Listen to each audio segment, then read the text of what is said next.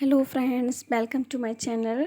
आज का जो आरबीएससी क्लास 9th की जो सीरीज़ चल रही है उसका चैप्टर नंबर 2 मैंने करा दिया है, 3rd करा दिया है, 4th इसके बाद आएगा, उसमें थोड़ा लॉन्ग चैप्टर है। 5 चैप्टर आज करा रही हूँ, बहुत सिंपल चैप्टर है। और नया रीड लेवल साइंस मैथ का जो रीड लेवल 2 है उसमें ये नया टॉपिक ऐड हुआ है, सजीव और निर्जीव वाला। तो कॉन्सेप्ट ऑफ लाइफ ये चैप्टर दे रखा है 5वें नंबर का, उसको मैं करा रही हूँ। उसके बाद आएगा 4थे नंबर का, जो 4 नंबर का चैप्टर आएगा स्ट्रक्चर वाला, परमाणु की वाला। उसके बाद ये आएगा वो। तो चलो स्टार्ट करते हैं। जीवन की अवधारणा, ये बहुत ज़्यादा इंपॉर्टेंट टॉपिक है और बहुत सिंपल है, इसमें सिर्फ कॉन्सेप्ट है।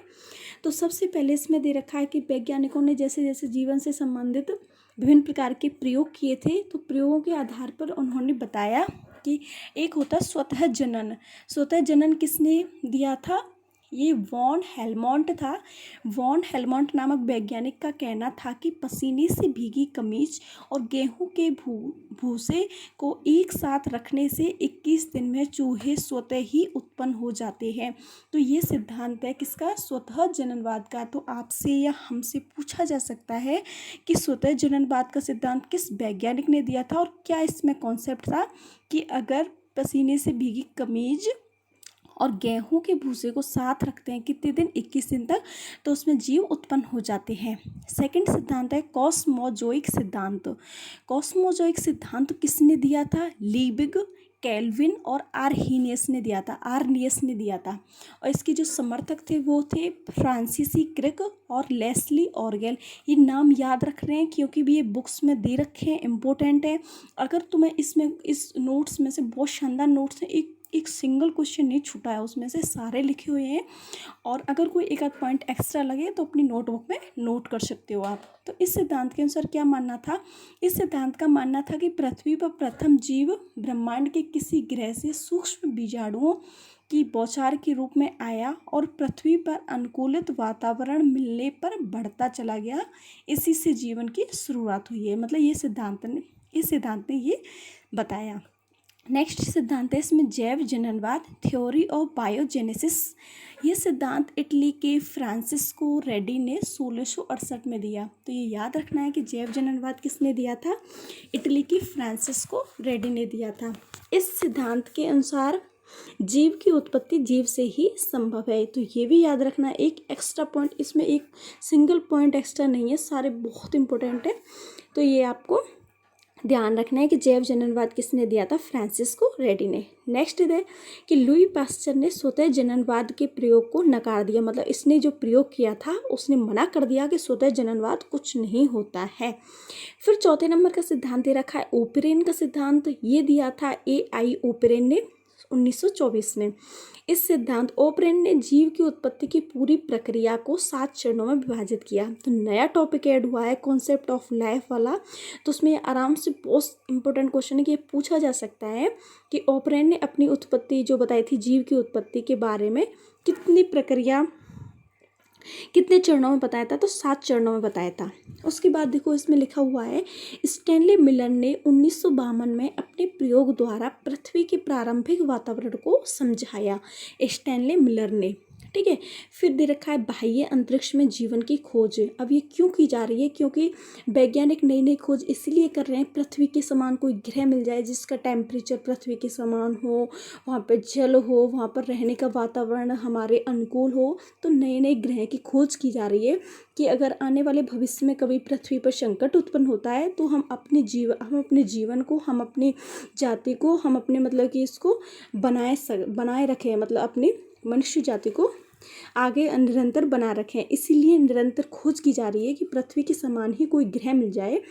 तो इसमें देखो यहाँ पे खोज की जा रही है, उनसे संबंधित कुछ इंपॉर्टेंट पॉइंट है तो वो यहाँ पे डिस्कस करते हैं कि एडविन हब्बल ने बताया कि अंतरिक्ष में जब हम देखते हैं तो ऐसा देखने को मिलता है कि आकाश गंगाएं व ग्रह एक दूसरे से दूर होते जा रहे हैं। तो ये इंपॉर्टेंट पॉइंट है, ये डायरेक्ट स्टेटमेंट लिख के आ सकता है। ये किसके अनुसार, किसने बताया है? तो एडविन हब्बल ने। और यहाँ पर हाईलाइट किया हुआ है, मतलब इंपॉर्टेंट है और बुक्स में भी ये हाईलाइट किया हुआ है। फिर दे रखा है शुक्र को इंग्लिश में बोलते हैं वीनस। वीनस ग्रह का जो तापमान होता है वो सबसे गर्म ग्रह माना जाता है शुक्र ग्रह। क्यों माना जाता है? क्योंकि इसमें CO2 बहुत ज़्यादा मात्रा में है। वैसे तो शुक्र के सबसे नज़दीक ग्रह बुध ग्रह है। बुध ग्रह भी गर्म ग्रह है, लेकिन वहाँ पे तापांतर ज़्यादा है, मतलब वहाँ पे सुबह का टेम्परेचर बहुत ज़्यादा होता है तो रात में बहुत कम हो जाता है। लेकिन शुक्र ग्रह का टेम्परेचर अन्य सभी सौर परिवार के जितने ग्रह हैं 8 ग्रह, उनमें सबसे ज़्यादा टेम्परेचर किसका है? शुक्र का। कारण है CO2 के कारण। ठीक है, फिर है मंगल ग्रह पर सौर परिवार का सबसे बड़ा पर्वत है। ये पूछा जा सकता है कि किस ग्रह पर सौर परिवार का सबसे बड़ा ग्रह है, तो वो मंगल ग्रह पर। हमारा मंगल मिशन मार्स ऑर्बिटल मिशन 2014 में मंगल ग्रह पर पहुंचा। 2013 में हमने यहाँ से लॉन्च किया। सितंबर में, शायद मुझे याद नहीं है, पर 24 सितंबर 2013 के समथिंग इसकी डेट है, और 2014 में ये पहुँच गया था। ऐसे करने वाले हम पूरे विश्व में पहला हमारा इंडिया बना था जिसने एक ही बार में सफलता प्राप्त की थी, और सबसे कम लागत में हमारा मिशन कंप्लीट हो गया था और सक्सेस हो गया था।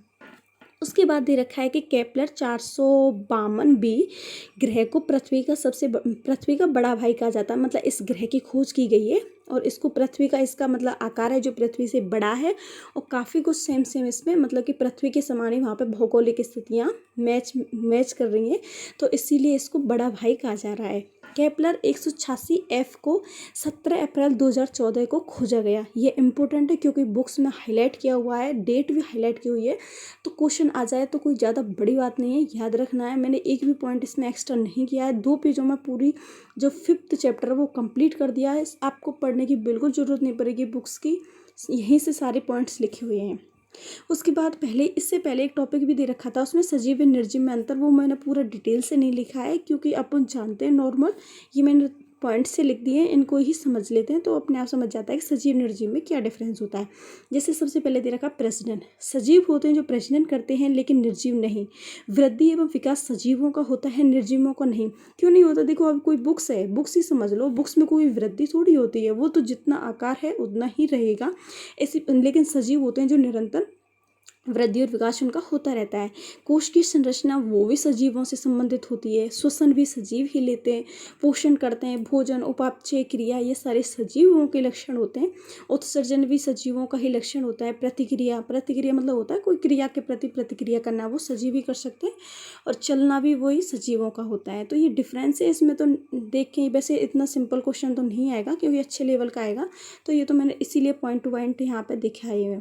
फिर आते हैं उसमें क्वेश्चंस दे रखे हैं अभ्यास के कि पृथ्वी के पश्चात हमारे सौर मंडल में कौन से ग्रह पर जीवन संभव है, तो वो हुआ है मंगल ग्रह पर। जितने वो आसपास के हमारे ग्रह पृथ्वी के, तो वहाँ पे मंगल ग्रह का टेम्परेचर भी सही है और वहाँ पे जल भी है, और लेकिन वहाँ पे ऑक्सीजन की मात्रा कम है, तो काफ़ी मिलता है पृथ्वी के समान। तो अगर देखते हैं जैसे वैज्ञानिक दिन खोज की जा रही है कि पृथ्वी पर अगर कुछ होता है तो वहाँ पे जीवन अपनी जाति को बचाया जा सकता है। ऑपरेन के सिद्धांत को मैंने ये क्वेश्चन वहाँ पे भी बताया था पिछले उसमें।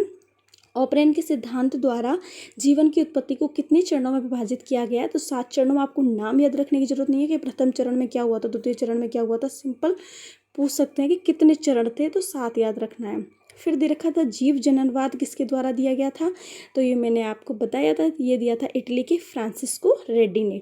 फिर एक क्वेश्चन था, देखो 17 अप्रैल, ये क्वेश्चन भी दिया हुआ है इसमें कि 17 अप्रैल 2014 को पृथ्वी समान खोजे गए ग्रह का नाम क्या है, तो ये है केपलर 186f। तो यहाँ पे जो 5वां चैप्टर है वो कंप्लीट होता है, और इसमें मैंने सारे जितने पॉइंट थे वो इंक्लूड कर दिए हैं। बस ये चैप्टर यहाँ से कंप्लीट हो जाता है, उसके बाद मैं 4 चैप्टर डालूंगी, अपलोड करूँगी, कंप्लीट हो जाएगा। उसमें थोड़ा सा समझने की अच्छी चीज़ें हैं तो उसमें टाइम लग रहा है, वो कंप्लीट हो जाएगा। उसके बाद 4 चैप्टर डाल के आगे जो भी चैप्टर होगा 6 नंबर का जो हमारे संबंधित है सेल्स से, उसको कराऊंगी। तो आज की वीडियो यहीं पे कंप्लीट होती है। पसंद आती है तो लाइक कर सकते हो। Thank you.